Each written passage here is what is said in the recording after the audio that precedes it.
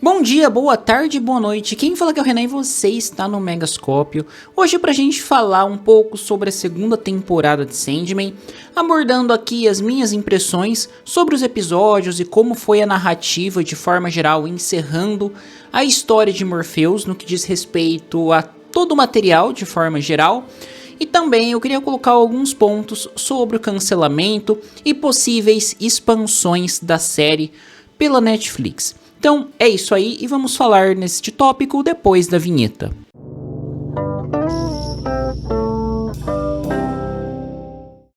A segunda temporada de Sandman, ela foi bastante interessante, foi muito bem adaptada, eu diria que inclusive uma das séries da Netflix mais bem adaptadas, que seguiu de forma bastante fiel o material base, trazendo sim atualizações, mas mantendo a essência geral do que o material base mostra ao leitor. Então, por isso eu falaria que é sim uma das séries mais bem adaptadas que a Netflix já fez. Em relação à atuação, não encontrei nada destoante do que diz respeito a interpretações de personagem. Gostei das releituras, gostei da direção de forma geral. E uma coisa que eu acho que vale a pena a gente elogiar, não só na segunda temporada, mas também da primeira, é a questão de efeitos visuais e sonoros que a série traz, né? Foi tudo muito bem calculado, tudo muito bem pensado, coisa que em outras séries a gente acaba não vendo. Em relação a efeitos visuais, principalmente, eu diria, que vira e mexe acaba trazendo algum bugzinho visual que incomoda e acaba te puxando daquele universo de uma certa forma. Tem um ponto aqui que eu vou fazer uma menção mais pra frente quando eu for falar que me incomodou, mas sinceramente, dentro do todo, é uma parte mínima. Agora, feito esse review extremamente rápido sobre a direção e a atuação da segunda temporada, que não é o foco desse vídeo aqui, eu acho que vale a pena a gente comentar sobre algumas especificações da série, porque ela foi inicialmente lançada em julho, né? Se não me falha a memória, no começo de julho. Teve 6 episódios e agora, no dia 24, mais 6 episódios, finalizando a série de Sandman, que foi supostamente cancelada. E eu também vou entrar nessa questão do supostamente cancelada. E quais foram os arcos abordados? Muitos, ponto. Esses foram os arcos abordados. Foram muitos arcos abordados. E principalmente focando nos arcos do sonho do Morpheus, o que eu acho bastante interessante porque foi dado o destaque na primeira temporada para isso já, sendo que a primeira temporada, o que ela fez? Ela pegou os arcos do Morpheus e trouxe ali nos primeiros episódios, deixando ali Calliope e Sonho de Mil Gatos como episódios extras. Então assim, esses 2 episódios extras para mim foram bastante especiais, porque eu gosto bastante de Calliope e também do Sonho de Mil Gatos. São 2 histórias independentes, bastante interessantes, e ela aprofunda mais a relação de Morpheus com o mundo ao qual ele está inserido de forma geral. E nos outros 3 volumes, a gente também vê isso de uma forma bastante clara. E como que isso é representado? O Sandman ele foi publicado, se não me engano, em 75 volumes, escrito pelo Neil Gaiman, né, naquela história ali da Vertigo. Então, se a gente pegar os eventos principais que são mostrados na série, entre eles existem vários arcos que não envolvem diretamente o Morpheus ou envolvem pessoas relacionadas ao Morpheus, mas que são pontuais na trama, né? Como por exemplo, ali a gente tem a história do rei de Bagdá que vende a cidade pro sonho, e a gente vê uma referência disso na série porque quando ele tá mexendo no baú, em alguns momentos a gente vê uma cidade engarrafada e faz referência a esse conto, assim como em outros momentos, outros personagens, como a personagem trans que aparece na segunda temporada. Ela tem um papel importante em um outro arco de uma personagem de um dos volumes. Só que, qual que é o problema disso? O problema é que se você fosse trazer esse arco dessa personagem, assim como o arco de Bagdá e outros arcos, você iria criar histórias paralelas no qual o Morpheus e diversos perpétuos não estariam presentes, né? Então, dito isso, eu gostei da forma com que foi abordado. Ele conseguiu concatenar os momentos importantes do Morpheus com uma proposta bastante direta e que prende o espectador. Eu acho que se você fizesse um insert a cada elemento importante, isso sim poderia talvez tirar um pouco ali. Imagina a gente tá assistindo uma trama super tensa e empolgante do Morpheus e do nada vai pro Sonho de Mil Gatos, que não é uma trama leve, o Sonho de Mil Gatos, só que a gente tem ali em Sonho de Mil Gatos uma história independente. Então, essa abordagem que eles fizeram de traçar uma linha pro Morpheus e pegar os pontos importantes, eu achei que foi um acerto muito bacana. Eu não vou falar em relação à divisão de blocos, porque eles já estavam seguindo bastante o material base de forma fiel, então o que a gente viu na série, pra quem já leu, era esperado, tá? Era esperado. Tem um adendo que eu quero fazer de coisas que eu gostaria de ter visto, mas era esperado muita coisa do que foi visto nessa segunda e última temporada. Alguns destaques que eu dou aqui que eu achei bastante interessantes foi a questão do Orpheus, que é o filho de Morpheus. Eu gostei como foi adaptado, toda aquela relação não conflituosa com o filho, né, mas de não ajudá-lo a resgatar sua amada do Tártaro, o que acontece com ele quando ele resgata sua amada, a ação das fúrias e etc. Eu gostei bastante dessa parte da adaptação, porque mostra como que Sandman não é linear em sua narrativa. Então a gente tem um momento presente, a gente revisita o passado e ali a gente faz essa alternância, mas de uma forma muito bem elaborada. Então não é um caso, por exemplo, que acontece em The Witcher, principalmente na primeira temporada, que é focada em contos, que muitas vezes eu acho que causa uma questão de deslocamento temporal de quem está assistindo, de não saber o que aconteceu antes, o que aconteceu depois, o porquê disso, como as coisas estão vinculadas. Eu acho que o Sandman ele constrói uma linha temporal não linear de forma extremamente competente. E isso é muito positivo para a série, e eu acho que todo mundo que pegar para assistir Sandman na primeira e a segunda temporada vai curtir demais, e eu recomendo muito, porque a atuação tá muito boa, como eu já falei, a direção geral, efeitos visuais, etc. Tá tudo muito show. Agora vamos a dois adendos aqui, que eu não diria que me incomodou, mas que eu acho que ficaria mais interessante. Primeiro é quando o Destruição vai abrir o portal pro Tártaro, pro Orfeu. Ele faz tipo uma explosão. E cara, nessa explosão são alguns segundos e eu posso estar sendo muito chato. Mas o CGI deu uma quebrada na imersão, porque ficou muito na cara que foi realmente um CGI. Todo o cenário é muito bonito. Eles foram gravar em localidades que remetessem ao que é mostrado nos quadrinhos. Só que esse momento da explosão, cacete, me pegou assim, que eu tava todo centrado na série, todo interessado. Destruição, um puta personagem da hora. Pra quem leu, conhece o arco dele, o cachorro dele, o Barnabás, que depois é dado pra Delírio e etc.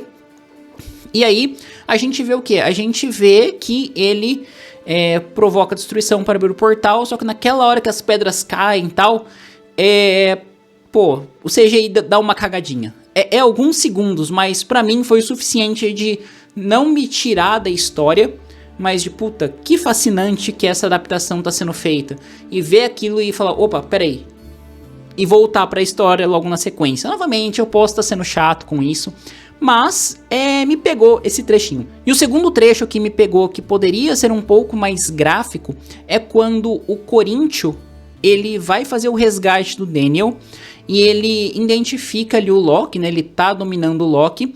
Antes do Odin e do Thor chegar, ele come os olhos do Loki.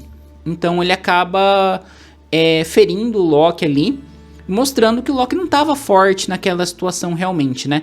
E aí depois o Odin leva ele de volta pra prisão, como é no quadrinho. Mas é um ponto que é muito mais um, entre aspas, fanservice, se fosse um pouco mais gráfico, um pouco mais pesada essa cena.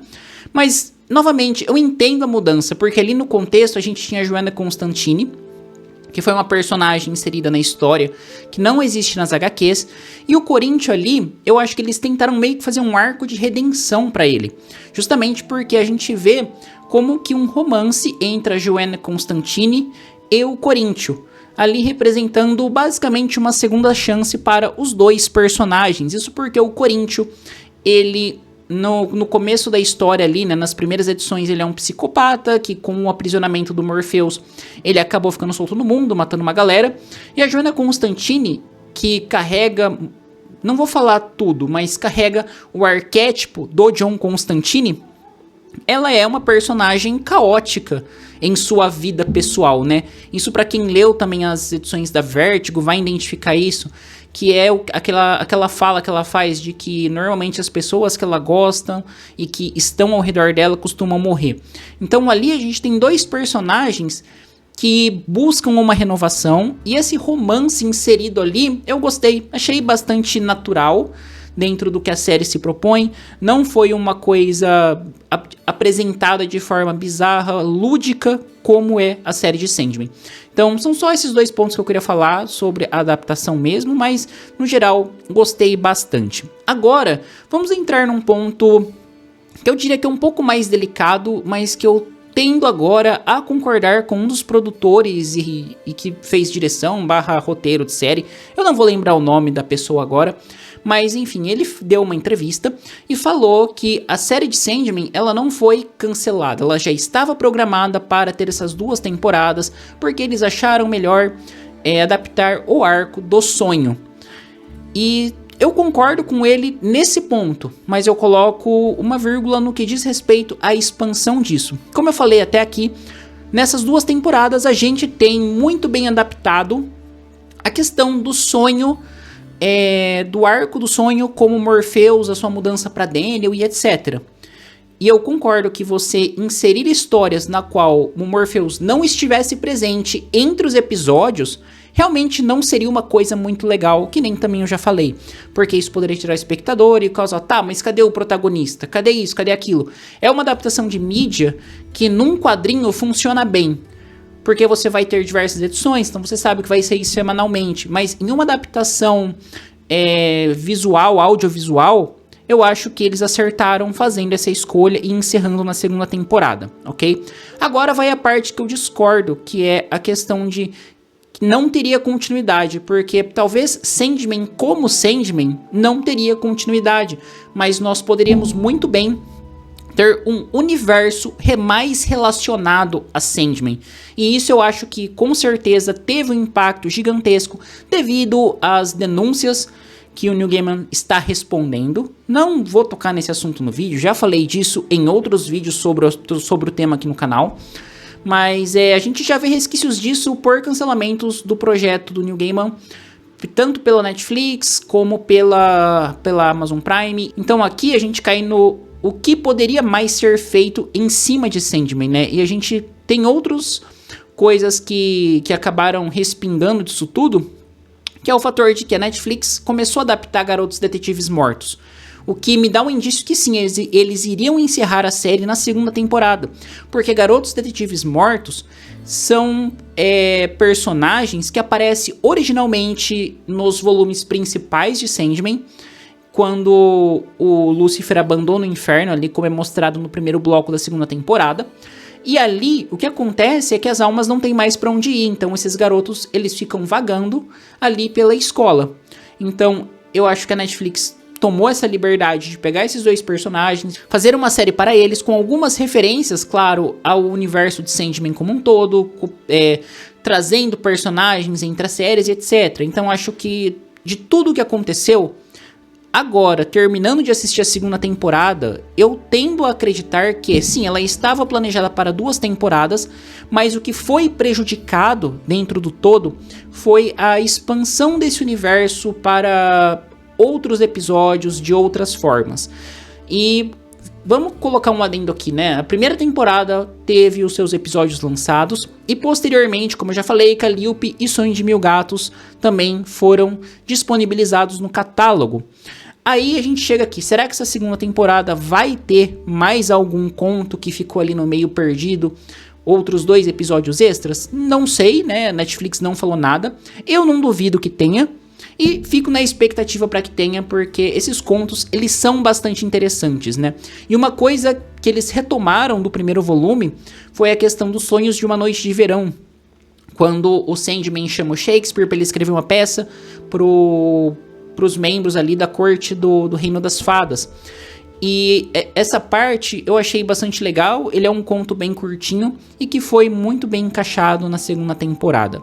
Mas, então, acho que eu vou ficando por aí, eu acho que era isso que eu tinha pra falar de Sandman. Eu até ia trazer um review mais detalhado, episódio por episódio, mas realmente não deu tanto ânimo de produzir esse tipo de conteúdo.